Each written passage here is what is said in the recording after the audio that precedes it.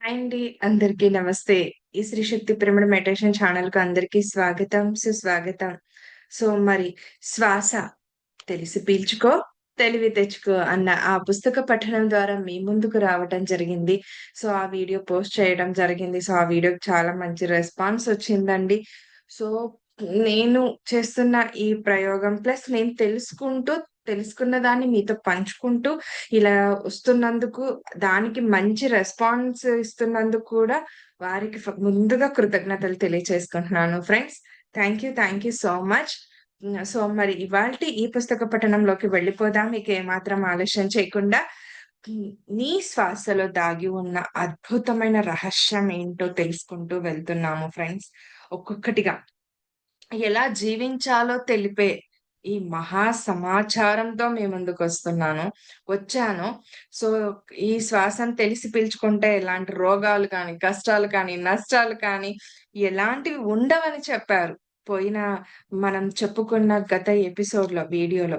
మరి ఇవాళ ఇంకొంత జ్ఞానం అందుకుందాం ఈ వీడియో ద్వారా. సో మరి ఎక్కడిదాకా మనం ఆపుకున్నామో అక్కడి నుంచి మళ్ళీ మొదలుపెట్టుకుందాం. యాక్చువల్‌గా లాస్ట్‌లో ఏం చెప్పుకున్నామంటే,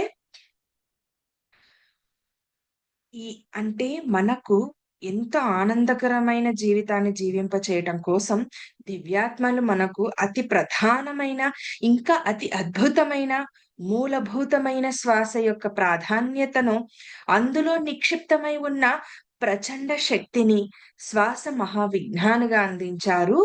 నిజానికి మనిషికి శ్వాసించటం తెలిస్తే కష్టాలు రావు, రోగాలు రావు, దుఃఖాలు ఉండవు. నిరాశ, నిస్పృహలు ఉండవు. శత్రువులుండరు. అంతెందుకు వారికి అసంభవమైనది ఏదీ ఉండదు అనన్నారు. ఇది దివ్యాత్మలు ఎంతో స్పష్టంగా పేర్కొన్న మహా సత్యము అని చెబుతున్నారు ఫ్రెండ్స్. అక్కడిదాకా చెప్పుకున్నామండి. ఇక మరి ఇవాల్టి ఈ ఈ వీడియో ప్రకారంగా ఈ పుస్తక పఠనంలో ప్రస్తుతం చెప్పుకుంటూ ముందుకు వెళ్దాం. తెలుసుకుంటూ వెళ్దాం. ఈ జ్ఞానాన్ని అందుకుంటూ ఈ మహా సమాచారాన్ని అందుకొని, ఈ జ్ఞానాన్ని మనం అవగతం చేసుకొని, మన జీవితంలో దాన్ని అప్లై చేసుకొని అంటే ఆచరించి, మనం కూడా మన జీవితాన్ని ఆనందమయం చేసుకుందాం.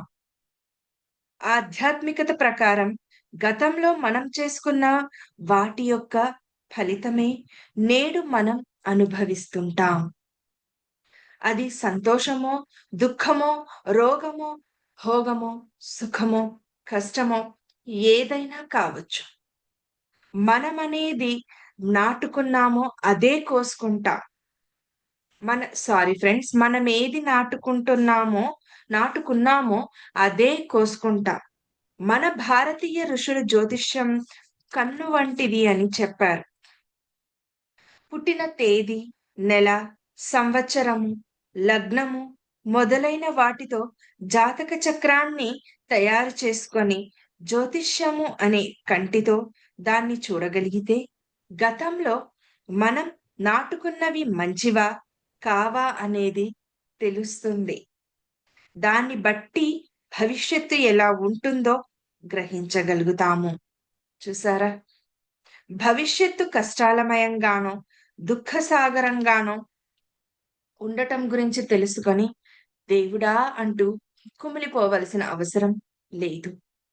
జ్యోతిష్య శాస్త్రము, సంఖ్యాశాస్త్రము లేదా మరోటో అలా భవిష్యత్తును తెలిపే శాస్త్రాలను మన ఋషివ ఋషీశ్వరులెందుకు అందించినట్టు? ప్రేమ సాగరులు, దయాసముద్రులు అని కీర్తించబడుతోన్న వారు ప్రశాంతంగా ఏదో మన మానాన మనకు చేతనైనట్టు జీవిస్తున్న మనల్ని భయభ్రాంతులని చేసేందుకో, బెంబేలెత్తేందుకో అందించి ఉంటారా? ఖచ్చితంగా కాదు. జాతకరీత్యా ఫలానా కష్టమో, నష్టమో, రోగమో, సమస్యో రాబోతుందని తెలుసుకొని, దాన్ని ముందుగానే నివారణ చేసుకోగలగడం కూడా నేర్పించారు కదూ! దాన్నక్కడ మనం తిరిగి శ్వాస సాధనతో నేర్చుకుందాం. శ్వాసకు ఎంత శక్తి ఉందంటే, గతంలో మనం చేసినటువంటి పాపకర్మలు స్వల్ప ప్రయత్నం చేత శ్వాస ద్వారా భస్మీపటలం చేసుకోవచ్చు. మనం ఇంత ప్రయత్నం చేయాల్సిన అవసరం లేదంట.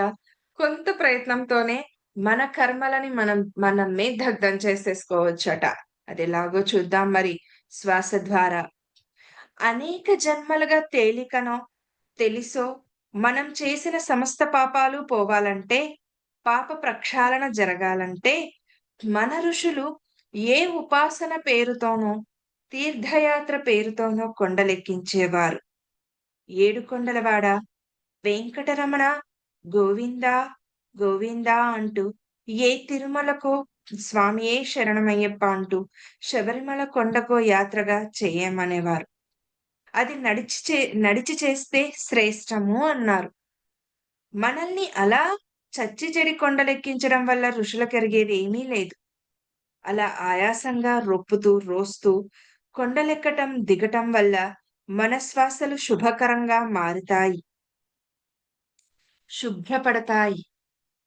దాంతో ఎవరి శ్వాస వాళ్ళు లోతుగా నాభి వరకు తీసుకుంటారు. మనకి తెలియకుండానే ఆ సమయంలో ఇతరమైనవేవీ గుర్తుకు రావు. ఎవరితో మాట్లాడడం, ఎవరితో మాట్లాడం. చాలా వరకు మౌనంగా ఉంటాం. దీంతో మన పాపకర్మలు భస్మీపటలమైపోతాయి.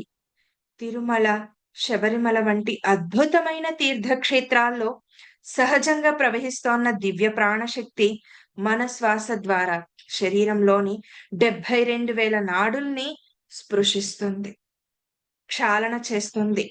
నిజానికి భగవంతుని యొక్క కృప వల్ల మన సమస్యలు, రోగాలు పోవటం కాదు.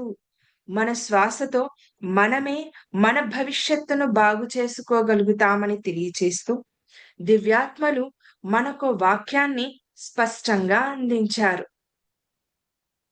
ఓ మనిషి లోతుగా, దీర్ఘంగా శ్వాస తీసుకో. తీసుకున్న శ్వాసనంతా బయటకు నెట్టేయి. అలా కాకుండా తీసుకున్న శ్వాసను శాంతం బయటకు నెట్టెయ్యకుండా ఏ కొద్దో గొప్పో ఊపిరితిత్తులతోనో, పొట్టలోనో అట్టే పెట్టుకుంటే అలా లోపల మిగిలిన శ్వాస నిన్ను కష్టాల పాలు చేస్తుంది. లేదా రోగగ్రస్తము చేస్తుంది. లేదా సమస్యలను కలుగజేస్తుంది. దుఃఖితులను చేస్తుంది. లేదా మరో రూపంలో బాధిస్తుంది. కనుక మీ కష్టాలు మీరే తెచ్చుకుంటారు.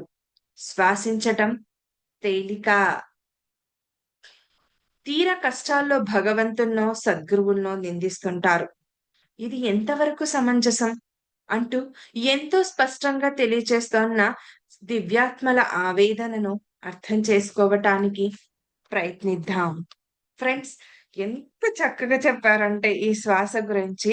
మనం ఎందుకు ట్రెక్కింగ్‌లు చేయాలి? ఎందుకు కాలినడకన తిరుమలకి ఎక్కితే మరి మనకు సహజంగా శ్వాసను అందించబడడమే కాకుండా మనం ఎలా శ్వాసను కూడా వదులుతాం. శ్వాసను కేవలం పీల్చడమే కాకుండా వదలడం కూడా నేర్పించారు మనకు బయటకు. అది వదిలితేనే కదా లోపల ఉన్నదంతా పోతుంది. సో, అవి అలాగే లోపల అట్టి పెట్టేసుకుంటే, మిగిల్చేసుకుంటే మనల్ని ఎంత వరకు మనల్ని రోగగ్రస్తుల్ని చేస్తుంది, దుఃఖితుల్ని చేస్తుందనేది చాలా స్పష్టంగా తెలియచేశారు ఇక్కడ. చాలా బావుందండి. శ్వాసించటం తేలికే కదూ! మరి ఏమి ఇందులో కష్టం ఉందో చెప్పండి? అలాగే ఇలా మన బారిన మనమే పడుతూ అంటే మన రోగాల బారిన, మన కష్టాల బారిన మనమే పడుతూ, ఆ గురువు ఇలా చెప్పాడు, ఇలా చేశాడు, ఆయన సరిగ్గా చెప్పలేదు, నాకు సరైన మార్గం చూపలేదని గురువుని నిందిస్తుంటాం, భగవంతుడిని నిందిస్తుంటాం. నా కష్టాన్ని ఈయన ఇంకా తీర్చట్లేదు, నన్ను అర్థం చేసుకోవట్లేదు అని చెప్పేసి. వారెవ్వరూ మనకి కారణం కాదండి. మన జీవితానికి మనమే కారణభూతులం అవుతాం. చాలా చక్కగా బావుంది. సో, మరి మరొక ఎపిసోడ్‌లో శ్వాస విద్య అంటే ఏంటి? దాన్ని ఎలా మనం ఈ విజ్ఞానాన్ని మహావిజ్ఞానంగా మార్చుకోవాలి? మనిషి ఎన్ని సార్లు శ్వాసను నిమిషానికో, రోజుకో ఎన్ని సార్లు ఎలా శ్వాసిస్తాడు? శ్వాసను ఎంతవరకు తను తీసుకుంటాడనేది వీటన్నిటి విషయ జ్ఞానంతో మళ్ళీ మీ ముందుకు వస్తాను. Thank you so much friends. మరి ఈ శ్రీ శక్తి పిరమిడ్ మెడిటేషన్ ఛానెల్‌ని లైక్ చేయకుండా, షేర్ చేయకుండా, సబ్స్క్రైబ్ చేయకుండా అస్సలు మరవకండే. కామెంట్స్ రూపంలో మీ అభిప్రాయాలను ఇంతవరకు నాకు తెలియచేస్తూ వచ్చారు. ఇక ముందు కూడా తెలియచేస్తూ రండి. మీ అభిప్రాయాలను ఇలా తెలియచేయటం ద్వారా నన్నెంతో ప్రోత్సహించిన వారుగా, సపోర్ట్‌నిచ్చిన వారుగా అవుతారు కనుక. Thank you so much. మరొకసారి కృతజ్ఞతలు. ధన్యవాదాలు.